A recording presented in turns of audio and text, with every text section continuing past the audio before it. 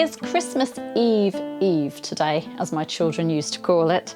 Have you got all your presents wrapped? The food shopping done? I hope so. We often make gingerbread at Christmas and use special Christmas cookie cutters. It's a lovely treat, and I do admire those people who make beautiful gingerbread houses. Our modern day gingerbread recipe includes ginger, of course, and butter, golden syrup, sugar, flour and cinnamon.